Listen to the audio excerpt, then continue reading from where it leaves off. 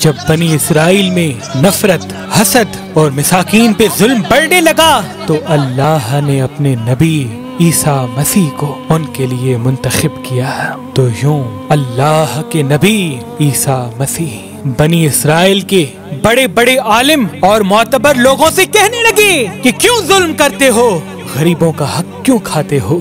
ऐ लोगो, हकीकी अल्लाह वो है जो सब इंसानों को बराबर के हुकूक देता है, जिसके नजदीक अमीर और गरीब में कोई फर्क नहीं, काले रंग वाला और सफेद रंग वाला बराबर है। लोग हजरत ईसा मसीह का मजाक उड़ाने लगे और फिर अल्लाह के नबी अल्लाह की निशानियां जमीन पर जाहिर करने लगे। आपको मसीह इसलिए कहा जाता है क्योंकि मसीह का मतलब कसरत से जमीन पे सियाहत करने वाला या हाथ फेरने वाला, क्योंकि अल्लाह ने आपके हाथ में शिफा रखी थी। आप नाबीना की आंखों पर हाथ फेरते थे तो वो देखना शुरू कर देता था। कोढ़ के मरीज जिससे पूरी दुनिया नफरत करती थी, आपके मुबारक हाथ जब किसी कोढ़ के मरीज पे लगते थे तो अल्लाह के करम से वो सेहतयाब हो जाता था। आप मट्टी के परिंदे बना के जब फिजा में फेंकते थे तो वो मट्टी के परिंदे जिंदा होकर उड़ना शुरू हो जाते थे, और जब भी आप किसी मुर्दे के ऊपर हाथ रखते थे तो वो अल्लाह के फजलो करम से जिंदा होकर बोलने लगता था।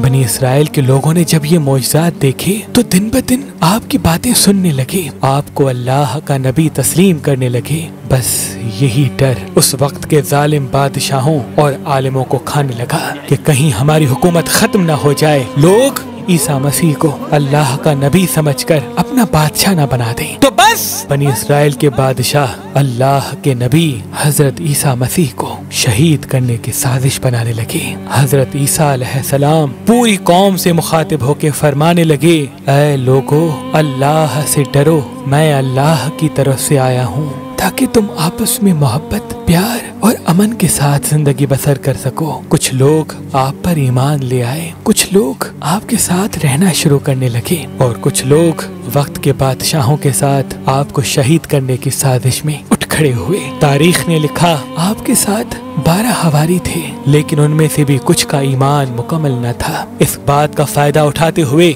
बनी इसराइल के आलिम और बादशाहों ने उन हवारियों को खरीदना चाहा। उनमें से एक जिसका नाम यहूदा था, उसने वक्त के बादशाह के सामने अपने आप को बेच दिया और ये कहा कि मैं तुम्हें बताऊंगा कि ईसा मसीह कहाँ है। और यूं यहूदा उन लोगों के लिए जासूसी करने लगा। उन दिनों अल्लाह के नबी हजरत ईसा अलैहिस्सलाम मजहबी त्योहार फिस मनाने के लिए बैतुल मुक़द्दस आए हुए थे। खाना खाने के बाद आप शहर से बाहर आते हैं और कृष्मनी नामी एक जगह पर रात गुजारने के लिए ठहरते हैं। अपने शागिर्दों से अलग होकर अल्लाह से मुखातिब होते हैं, ऐ अल्लाह, मैं जानता हूँ यहाँ के बादशाह और उल्मा मुझसे नफरत करते हैं और मुझे कत्ल करना चाहते हैं। ऐ मेरे खालिक, मेरी मदद फरमा और मुझे इनके शर से निजात दे।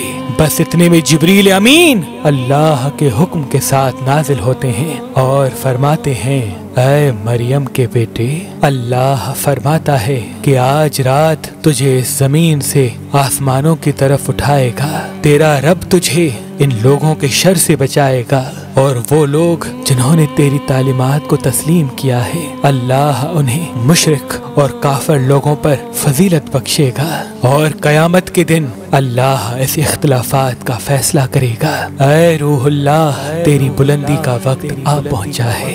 बस अल्लाह ने एक अजीब मौजज़ा दिखाया। यहूदा का हुलिया हजरत ईसा मसीह जैसा हो गया और ईसा मसीह को अल्लाह ने आसमानों की तरफ बुलंद कर दिया।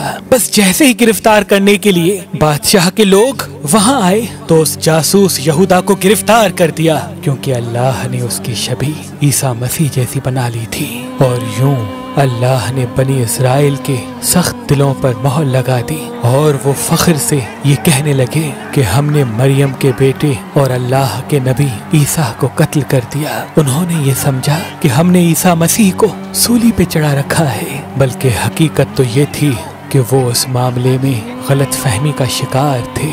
उनमें से कुछ लोग हैरत से यहूदा को देख रहे थे कि इसका चेहरा तो ईसा मसीह जैसा है, लेकिन ईसा मसीह की कोई भी खूबी इसमें नजर नहीं आ रही।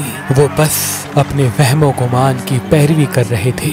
हकीकत तो ये है कि ईसा मसीह को उन्होंने कत्ल नहीं किया था, क्योंकि अल्लाह के नबी ईसा रूहुल्लाह को अल्लाह ने सही सलामत आसमानों की तरफ बुला दिया था और अपनी जगह इनायत फरमाई, और कयामत से पहले अल्लाह उनको फिर से जाहिर करेगा और दुनिया के नजदीक हक व बातिल को वाज़ेह कर देगा।